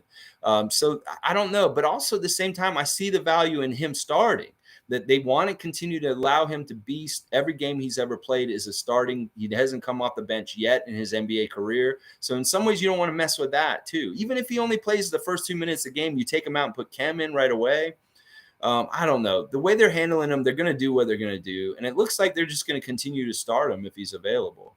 So I wanted him on the bench so bad because I just felt like that's the easiest fix to fix 2 things. You have too many guys that you don't know who to start. You do it by seniority. You let the rookie come off the bench, just like Kobe came off the bench his rookie year, and you let him figure out what he can do off the bench, seeing the game from the beginning of the game from the bench, and then you plug him in. Nick Nurse tells him, okay, you know what? You need to go out there and stop Devin Booker. Can you just go out there and key on him? You know, you get instructions, specific instruction. You come in the game off the bench as a 6-man, and he's the kind of guy that can do so much different things that Nick Nurse, I need you to go out there and handle point. I need you to go out there and look for offensive rebounds. I need you to go out there and really key on defense. You know, he can give them specific missions coming off the bench. Instead of just starting in general, you just do all this. You know, that's part of why I wanted him to come off the bench. But it really looks like he wants him to be a starter no matter what. G saying exactly. Lottery teams have higher usage for the rookies. Rookies like Kuminga on Golden State, whom is also good, doesn't get minutes at all because their lineups are set and they're good. That's right. That's exactly right. So the fact that Scotty is making the stats that he's making on a team like ours. This isn't a developing team. They may look at us, the outside, the NBA, American NBA fans that don't really pay attention to Toronto, really. They may look at us like, yeah, they're a scrub team, but he's still only getting that kind of – no, we're a playoff team, and he's competing with top-level, like, playoff kind of players. And that's why his stats are maybe a little less than they would be if he was on Orlando right now. If Scotty Barnes was in Orlando right now, he would be the number 1 guy on that team, and he would be so dominant, and he'd be a huge superstar to the NBA right now. They would be pushing him to the gills. But because he's in Toronto, he's going to get held back. They're going to give him a candidate discount, and they're going to not want to pay attention or shine a light on him because it doesn't have anything to do with their money machine down there. It's a very clear line. There's a whole reason why we do not get promoted in the U.S. by the NBA, because they look at it as NBA Canada is supposed to take care of the exposure and the things for the Raptors. And the NBA proper in the U.S. side doesn't have to do that. That's why we're never in any highlights. That's why we don't get considered for all kinds of different things. That's why we barely. You have to have league pass to see the Raptors play, and then out who they really are and what they do. So that's a lot of it. That's the whole mechanism.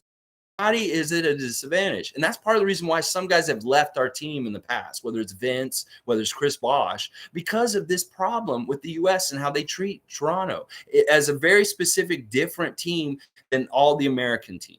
The Canadian team, so we don't have to shine on them because that's NBA Canada's job. And they can be up here, everything, but nothing down there. we really do get treated like a versus, like a invader, like the bad guys. Like if you're booking the match and it's Phoenix against us, the NBA broadcasters, NBA TV, they're going to treat us like the heel, and they're the baby face. And that's always in every case. When the national broadcaster comes from the U.S., we're the heels. We are the bad guys, and we're never the baby face. They don't ever give us the kind of coverage that talks about us in a positive way or builds us up. They build everybody else up. They build Ben Simmons up. They build Zion up. They build all these guys that don't deserve it, and then they ignore us, and they don't give us the kudos when we deserve it half the time. And that's the damn truth. And people think we're whining and crying, but this is the reality. It is very real and true. We all see it. You can look at all those highlights they show in between our games. They say top 10 plays of the game from last night, NBA TV, and you will never, ever see a Raptors highlight on there, even though we have one every single game that they could put on there. Oh, yeah, we do. You will barely ever see us in that top 10. I'm not lying. You'll see plays against us in games that we won and dominate, but you'll see the player on the other team, the one good play the other team had, and you'll see it against us. Stuff like that. Anyway, I don't want to keep going on this. This is one of the biggest things that has pissed me off for decades. But I'm just glad that we have won a championship. We've gone with respectability, and that now it's like it's on y'all. I can understand y'all ignoring not a great franchise in different ways, but honestly, at this point, they should be giving us more respect because we're a perennial playoff team. Last year was an aberration. That was only 1 year. That was one down year. Just like the Spurs were down 1 year and they drafted Tim Duncan at the first pick, and then they kept going, not missing a beat. This is the same damn thing with us. We have one down year in between playoff years. We're going to make the playoffs this year, and the NBA should expect the Raptors to be in the playoff picture every single damn year for the next, because we're not at the bottom real soon. Oh yeah, we're going to be in the top 4 Eastern Conference before the end of this year. We are going to be there. I believe it. All right, let me keep going. G saying, okay, I read that one. Eric Jacobs saying, just shared your show on my Facebook feed. Expect at least 30 at tomorrow's live show. I told them you have a big love for the Raps. You know your shit. And you sound like someone from Leave It to Beaver. People keep saying this. They say somebody described me as like a cross between the Raptor mascot and Beaver from Leave It to Beaver. All right, I'll take it. Maybe it's just because I'm like an old school guy. I'm 46. I'm older. I have weird euphemisms and similes and metaphors. I start talking about like weird stuff. But yeah, I really appreciate that, Eric. Honestly, thank you. I'm trying to get big or anything. I just want a sanctuary for positive Raptor fans to talk good things about the team instead of getting bogged down with all the cynics, all the negativity, all the tearing down of Pascal Siakam. You will not find it here. And if somebody comes in here and starts trying to do that kind of stuff, I not only will take care of it, I'm pretty sure some of my regulars who are always here will take care of it in the comments. Trust me. Somebody is not being fair. So this is a sanctuary, a safe place to be positive about the Raptors no matter what. Even if we're at our worst, even if we had like a 12-game losing streak, I would still shine a light and be a positive beacon for us to look towards something good happening for us, no matter what, because that's just how you do it. You can't be fair weather. This is not a place for fair weather fans. This sign behind me is for real. This is reserve parking for real ones, for people that actually care about the team and want to see them succeed. Not people that are just vicariously watching them and like wanting to feel good from their success, but when they lose, they go away. And that's not the people. We're the real ones. We're going to be here every day, no matter what happens, whether they're winning or losing. And I appreciate that. Once again, thank you, Eric. Seriously. Anything anybody wants to do to send more people here and at least find us, like you may share this with somebody that really wants somebody to hear that have this positive space like this, that they're dying for it because they're only around all these negative Raptor fans that just want to talk about how Pascal sucked this way or that. But I love that. The Leave It to Beaver thing, this must be real because you're the second person to say this. I don't understand this. Anyway, could be worse. It could be something else. They used to call me Opie Taylor. I don't know. Click 2 a.m. I'm afraid that Scotty not getting a lot of touches will hinder his development on offense.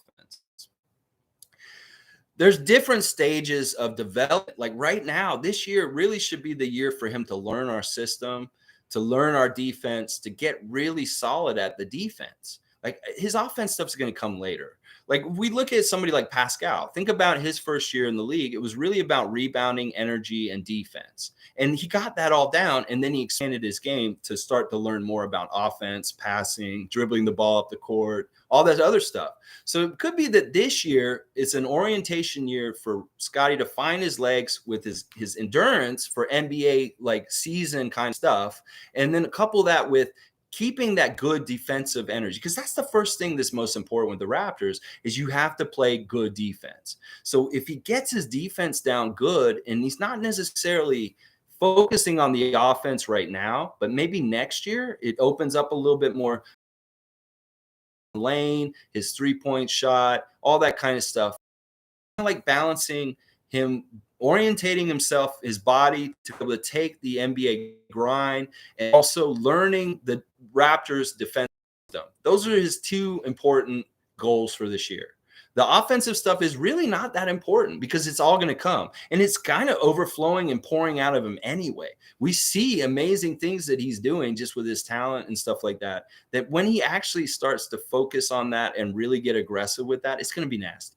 Like, because he can do stuff that Kawhi does on offense. Anything near the lane in the basket, he can do stuff that Kawhi does because he's got the big hands like Kawhi does. He has the strength, and he seems to have the natural talent. He has more than Kawhi did. In Kawhi's rookie year, he didn't make the shots that Scotty's already making right now. So it's scary. That is very scary.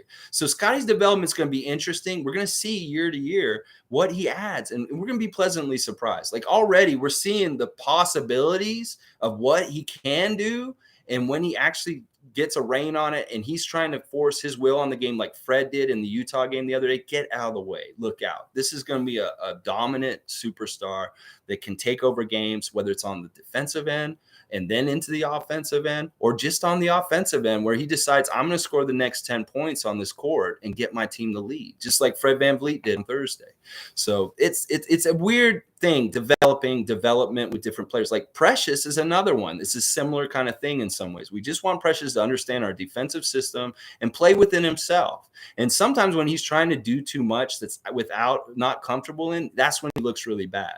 So it's kind of like the development schedules and what's supposed to be happening with these young guys is going to be different in different places. And Scotty's way ahead of schedule already. He's way ahead of schedule. He's doing things already that a rookie should not be doing.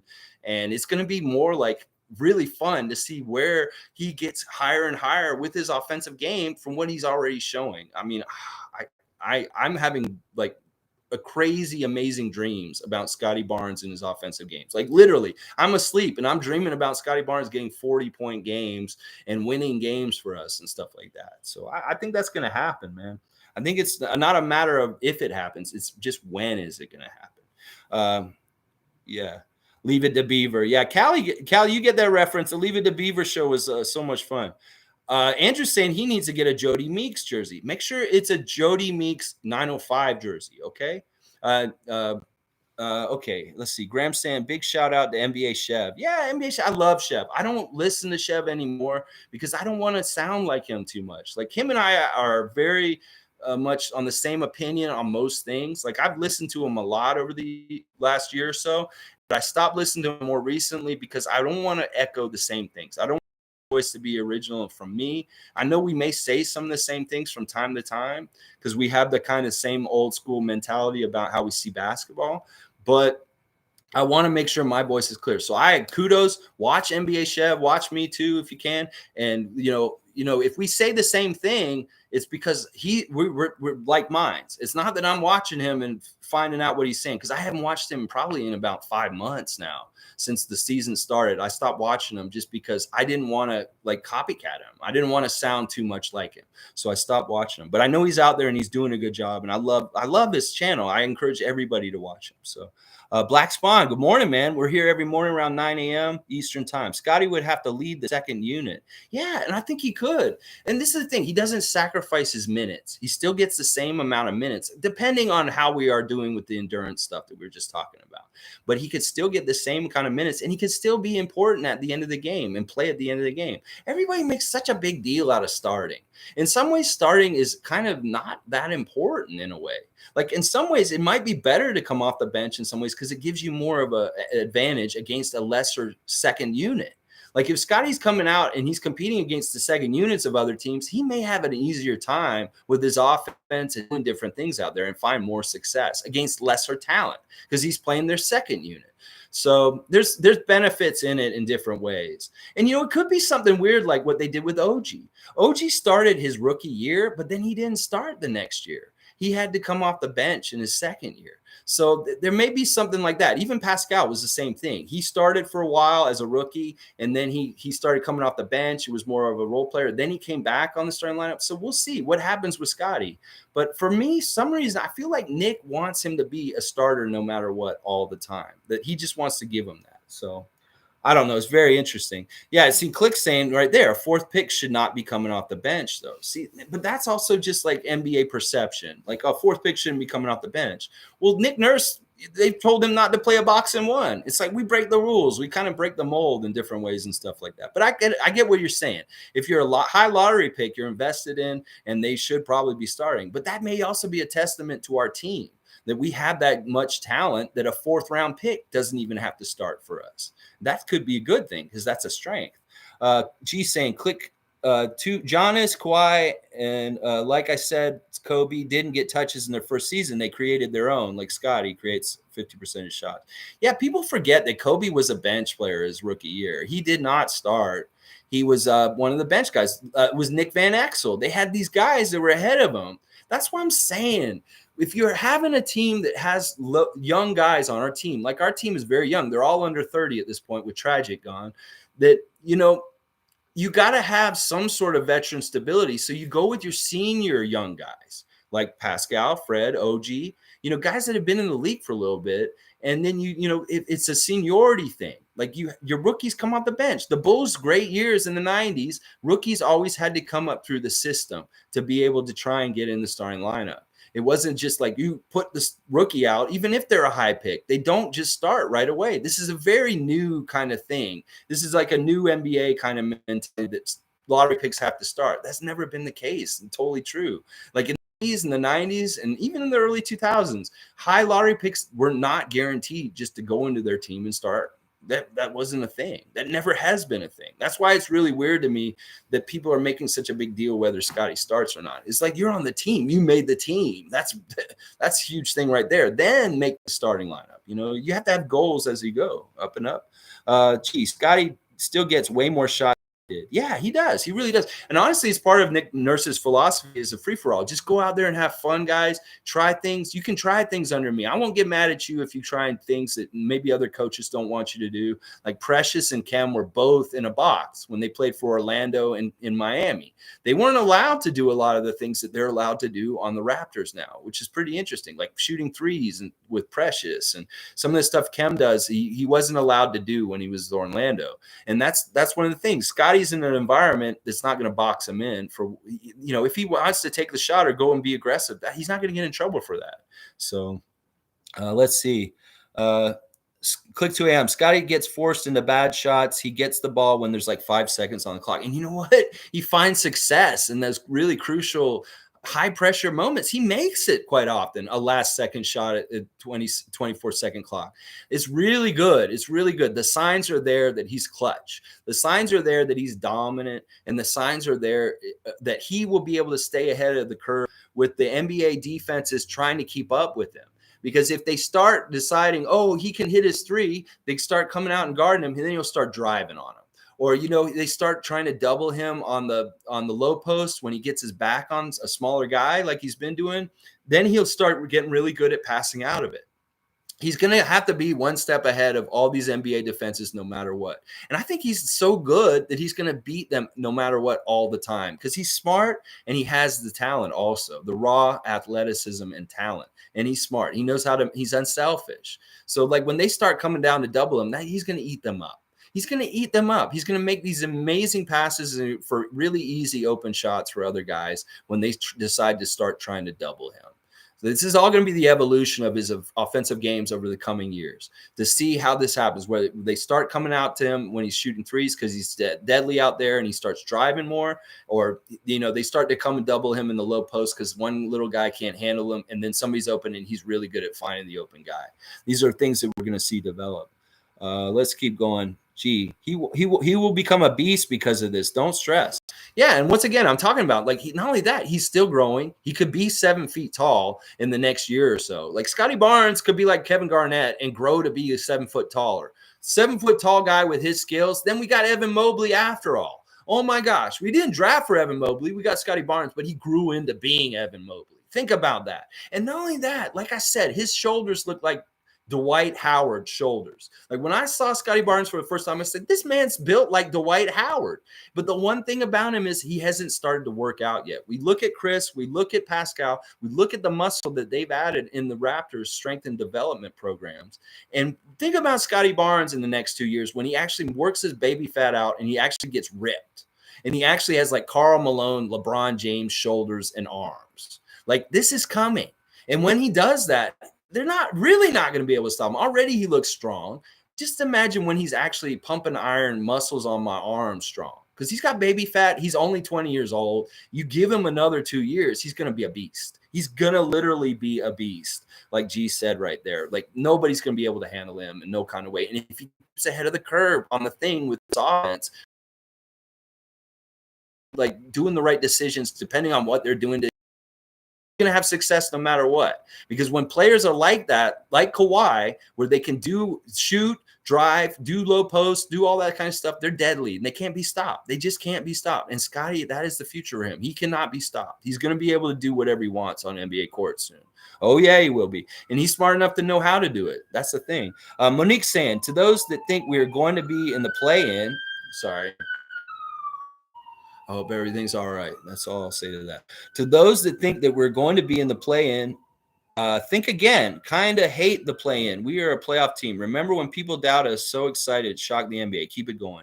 Yeah, see, they always doubt us. One of the things the Raptors have done over the years, even when Casey was our coach, is that they always made it important to get home court advantage in the playoffs. Like if we could, we would try and get that home court advantage, whether it's being number 1 in the East, number 2 in the East, or number 3 in the East. Like the last 10 years, we have finished part.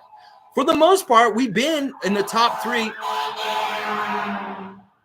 They're really hauling ass. There must be something going down. Oh, my gosh. Anyway, we've been in the top 3 in the Eastern Conference perennially for the last 10 years as a top team. And we've always been like home court advantage in the playoffs. That's not different this year. We see where we're at. We see striking distance. Chicago and Brooklyn are not that far out of reach from us. They're only like 6 games up on us, something like that, 6-something games. And that's something very doable, especially if we start winning at the right clip right now. 3 out of 4 games every 4 games. We will be up there with them in the top 4. And we're not messing around with no play-in. No, people were predicting us not even to be in the playoffs, let alone the play-in. And we don't want to be in the play-in, messing around with this new format and having to play these extra games and losing 1 game puts you out kind of crap. No, we want to get up there in the top 4 and get home court in the first round. And even if we're in the 5th spot with those top 4 teams, Milwaukee, Miami, Brooklyn, and Chicago, and we're just right on the 5th spot below them, at least we're going to be in that 4 or 5 matchup where it's going to be a pow, pow, pow. And if it's Miami, think about that. First round against Miami, Toronto, Miami, Kyle Lowry versus Fred VanVleet, first round of the playoffs. That'll be such a nasty matchup. Or even Chicago. Think about that. Us against Chicago in the first round. Oh, my gosh. It's going to be a battle no matter what. It's going to be a battle no matter what. And I think that Mo's point, it shows like a seasoned Raptor fan who's been here in and out through all of the tough stuff. Because I know Mo's been here since the very beginning, since 95, like myself. And she knows that we built to this kind of thing where we're not just playing to get in the play-in. Fuck that. We're going for home court. We are. AllStar saying Nick Nurse doesn't give a damn. He's ruthless and is not afraid to go after. Yeah, I agree with that. Nick Nurse is an innovator. Masai Ujiri is an innovator. That's why we are the future of the NBA. That is why we're doing positionless basketball, and we're showing the way. And in the next couple of years, everybody's going to be copying exactly what the Toronto Raptors are doing with their roster this year. The experts at the beginning of the year are like, what Raptors are doing with their roster is interesting. It's peculiar. It's strange. Well, you know what? It's the future, and y'all are going to feel it. Like when we come to your town and people see what they're dealing with, they're going to be like, we need to do this. And that's the thing. We're the trendsetters. We don't follow everybody else. We're not trying to collect superstars and get like a big 3 like everybody else is. That's a faulty way to try and win, honestly. That's the dying thing. The whole LeBron James and friends kind of style of trying to get championships is going to go out the window. It's going to be more like the Toronto Raptors, the Milwaukee Bucks, teams that build all around team identities. They're built on defense and trying to get energy and stuff out on the court. And our length, the way we're building our length with positionless stuff is the future. And they're going to also be copying us. And Nick Nurse and Masai Ujiri are the guys that have the balls to do this, to go and innovate. And that's part of the reason why they are sought after. Everybody wants Masai Ujiri as their boss in the NBA. Everybody would love to have Nick Nurse, a coach like Nick Nurse, coaching them right now. And we should feel so fortunate and blessed that we have these men involved in our organization, because they are a huge advantage compared to other teams. I'm not lying. I would much rather have Masai Ujiri and Nick Nurse in those positions than any other people in this whole entire league right now. You can bring me any coach, any GM. I don't give a shit who they are. I'm picking our guys. Okay, let's keep going. Mo said Raptors forever. Yes. It's our heart, Mo. We can't be anything else. This is just the true forms of us. This is who we are. Click 2 a.m. I want to see the Celtics implode. It would be great to see as Raptor fans. I'm getting a workout while listening to you. Oh, man. I know this, all these sirens, everything like that. Yeah, the Celtics have had some problems. Like Jaylen Brown is really got a fragile ego. He's got a super fragile ego. Like calling out Kendrick Perkins for his innocuous tweet, to be honest. Like it really, he's just stating the truth. You shot that and Jaylen did that. Why are you so concerned with this? Why are you so, sensitive? You're in the NBA. You're playing at a high level. You need to be tougher. You need to let your play speak for yourself. And if your other teammate is just kind of playing better than you on the download, accept it. But play and support with them. You seem like a prima donna right now, Tatum. And once again, he's another one of these guys that were anointed by the NBA. They're like, you're going to be a superstar for our league, and we're going to market the hell out of you, even if you don't fucking deserve it. And that's why I can't stand him. I can't stand Simmons, and I can't stand Zion. I mean, I like Zion. I want to wish him well, but I can't stand that they push him, because this guy didn't do jack shit with his career, and they cram him down our throats with their marketing. And now look at him. He's a balloon. He's not even in the league. So it's silly. It's silly. Austin Nouveau, good morning. Welcome. We're here every morning. I hope you'll join us again. Telling me the Suns are actually going to be healthy. Finally, a worthy opponent. Yes, this is what we wanted for Utah. This is what we wanted for Golden State. But finally, we're going to get to see a real test, a real top-tier team with their players there. Pretty much all of them there. I mean, I'm looking at who's missing. It's like Cameron Johnson, Natter, Kaminsky, Wainwright, Saric, otherwise pretty much everybody's going to be there. Their main important guys will be there tonight. It's going to be tough. It's going to be a good test. And I just want to see a good basketball game. Well, I think we're going to get one for sure. Unless the building's super cold, and everything's cold in there. Click 2 a.m. saying Banton and Bongs in the G League look scary.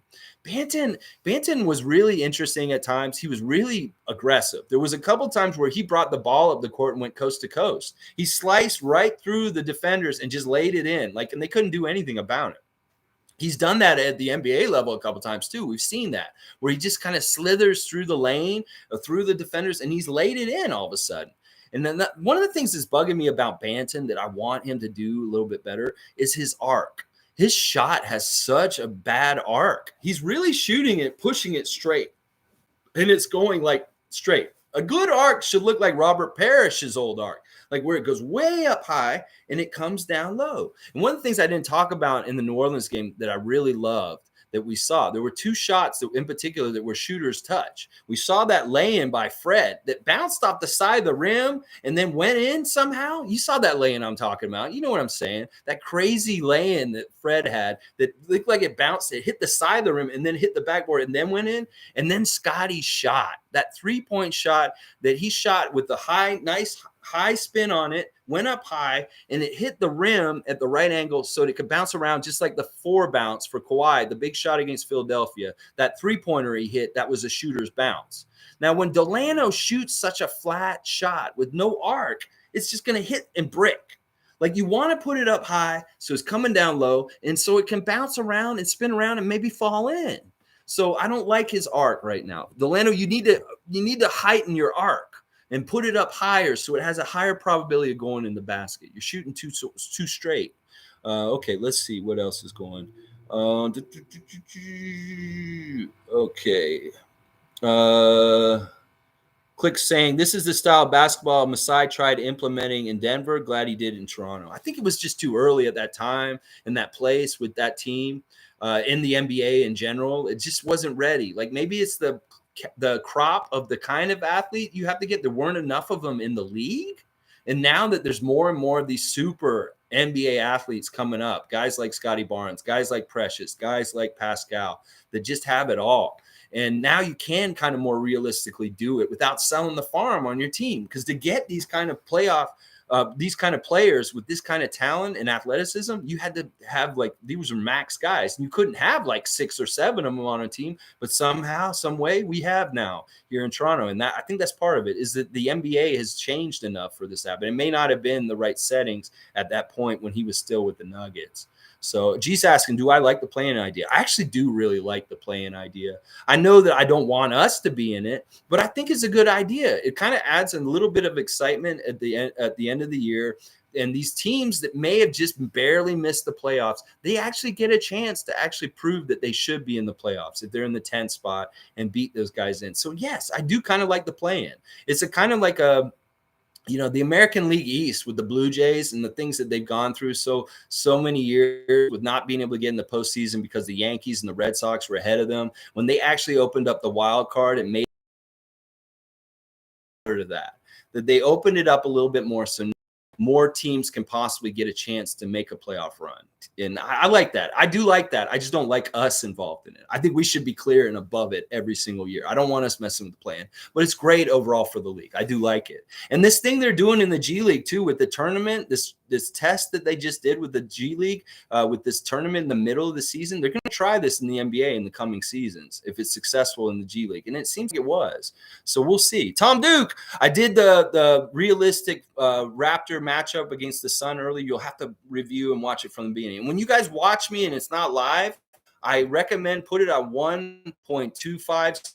You understand everything I'm saying, and the time will go by faster. Coach and investment in our players, resulting with improved players dedicated to our organization. Yes, it's a culture, and it's not only a winning culture, it's a culture to get better and better in each of their positions. It's like Masai wants to be a better GM at his level. Nick wants to be a better coach. Fred wants to be a better leader. Pascal wants to be a better player. The rookies want to get better, obviously. So it's like it's a whole thing that goes through the whole. It's like our blood through the whole system.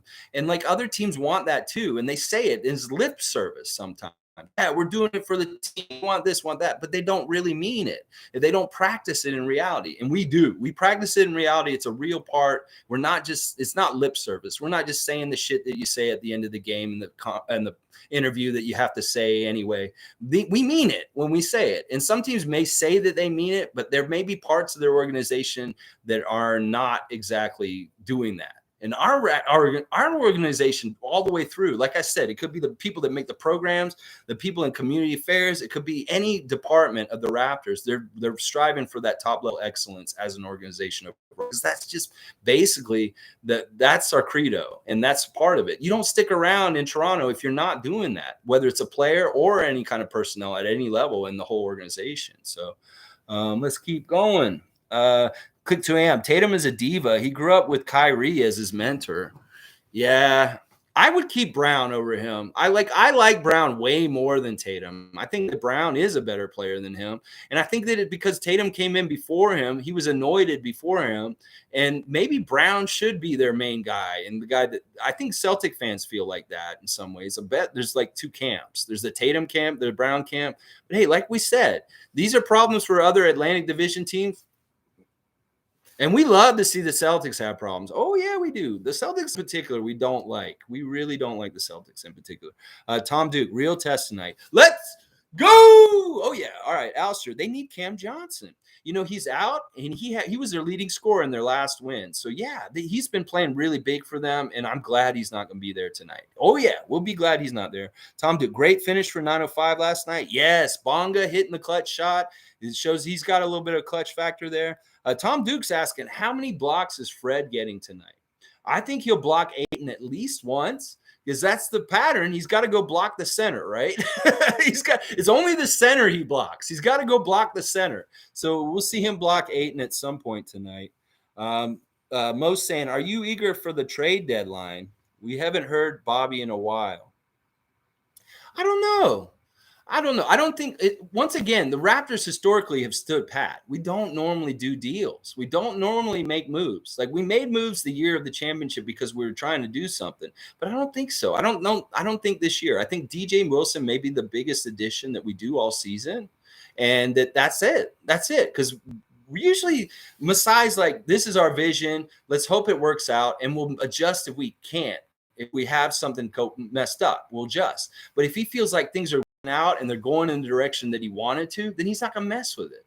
So I don't think he's going to make any moves. I really don't. I don't see the need, because in a way you may hurt yourself more if you try and trade one of your good players right now for another player that you think is an upgrade. It may not be an upgrade because the player coming in may not fit as well as the player you're leaving. And right now things are fitting really well for the most part. The chemistry, the camaraderie on the team's really good. You don't want to fuck that up. You don't want to send somebody away, or even have guys who you see somebody get traded away and then you're second guessing, well, they just traded him away, and then they start worrying.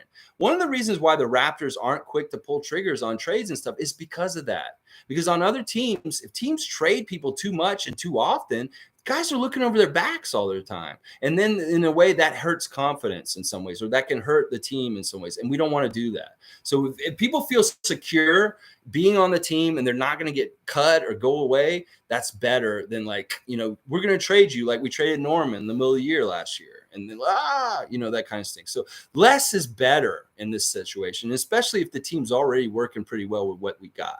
But if we see something we lack by the end of the season, we get an Achilles heel shown to us in the playoffs and it puts us out, whether it's a center killing us or whether it's something else, then we'll go and we'll tinker with our roster in this offseason and try and fix that need at that time. But right now, no. If it ain't broke, don't fix it. We're on a 6-game winning streak. I don't want to trade anybody. No, we're in good shape. We are good shape. Let's keep going. Yeah, it's all right, Tom. I wasn't going to get up either that early. I was going to do this around now, but I got up anyway. Most saying, Alexi, have you tried out for the Wayne Embry Fellowship? You should. I've seen these different things. Like Fred has a thing too and stuff like that. No, I shouldn't. And you know why, Mo? It's really basically this. I'm a very privileged person. I am a white male. And I am somebody who's had a lot of these opportunities already given to me. I went to broadcasting school at Florida State. I got my degree in writing for media in English, and I was on the radio for many, many years in Florida, FM radio. I've had my opportunities. This is an opportunity that needs to go to someone that hasn't had the chances that I've had. And I really believe that. And you know what? It's not for me. I'm glad that they have the Wayne Embry thing. Wayne Embry is a great basketball pioneer and mind, and just an awesome person. I'm so glad he's been a part of the Raptors organization for the time he's been all these years now, because he's been a huge, huge person behind the scenes that we don't even realize he's been around. And I love that this program's in there, but I don't deserve it. It's not for someone like me. I'm 46. My time's passed. If I do this stream for the rest of my life and it's just fun and we do this and that's all it becomes, that's great. But honestly, I'll tell you this, Mo. If you ever get something going that you get going and you want me to help you out with it or be a part of it in any kind of capacity, whether it's a producer, a researcher, or just someone working with you, I'm there. All right. But as far as for me and doing something like that, no, my time's passed. But I'd love to work with you. And I know that you have those kind of aspirations, Mo. And I'll tell you right now, you just have to ask me. I'll say yes. All right. And I don't expect it either. So, but if you do something in the future and you want to involve me, I'm there. All right. I promise you. All right. Let's see. Tom Duke. I agree. We won't do anything by or the trade deadline. Yeah, I don't think so. I just don't think so. It doesn't make sense. Player investment plays off. That's right. You bet on yourself. You bet on your players like Fred, and look where they come to. They get to this point. We believed in him. We didn't give up on him as an undrafted player. We didn't give up on him as a 905er, and he's just gone shoo, and he's still going. I mean, I don't see him. He hasn't hit his ceiling yet. Like, he honestly could become, I said it the other day, he's one of the most dominant players in the NBA right now. He is, and he could keep that spot. He's just got to keep figuring out how to continue to be up there. And hopefully he doesn't have any slumps or go back down to any kind of other level. I want him to just stay at this level from now on. And I think he can. He's smart enough to figure it out. Yeah, Zach Edey next year. I don't know that name. Like I said, I don't watch any college. I just wait, and that's part of the reason why I didn't get caught up in the Jalen Suggs controversy last year is because I didn't care. It was like I trust him Masai. I just love to see the present he brings us whenever he makes a draft pick each year. And when I saw Scotty Barnes, I was just pleasantly surprised. There was none of this, oh my gosh, it's not Suggs. What did you do? Kind of stuff that a lot of people were into because I just don't even pay attention to college. There's so much college going on all the time. There's so many players. I'm OCD. I'd have to go over through it all the time, and I'd take up my whole entire life. So I'm not doing that. I can only just focus on the Raptors and who's already here on the ground running with us. But Zach Edey, what is he? A power forward, a guard, or something like that? I mentioned a 7-footer from Ontario playing for Purdue. He's 7 foot tall and he's from Ontario. Yeah, bring him. Oh yeah. Okay, let's see. Andrew, almost not worth trading for anyone during the pandemic because they could get COVID at a key moment. Yeah. Yeah, it's just such a weird time. The pandemic's had so many weird wrinkles to the game, the NBA, whether it's teams not sending their best team here because they're worried about quarantine or, just the COVID protocols when they hit each different team and how they have to deal with it, whether their record gets messed up because of it or not. Some teams have weathered the COVID protocols pretty well and not have very many losses when they've had nobody available. It's been pretty interesting. But anyway, all right, let's just finish it up, guys. We're almost at 2 hours again. We've been doing these 2-hour ones lately. It's crazy, but I love it. That means there's more of y'all, and it means that we have more to talk about. AllStar, great point. We're undefeated in 2022. Mo said it earlier. 905 and Raptors, none of them have lost. We're 8-0, perfect so far for 2022 as a Raptors organization. I love it. Raptors Freak, Raptors super fan, Mo the greatest. Tom heard the Zach Edey many times from fans. Yeah, I'll have to check this guy out or something like that. Anyway, tonight, Phoenix, true test, best team in the league, in my opinion. I hope we can beat them. I hope that David does not win money tonight.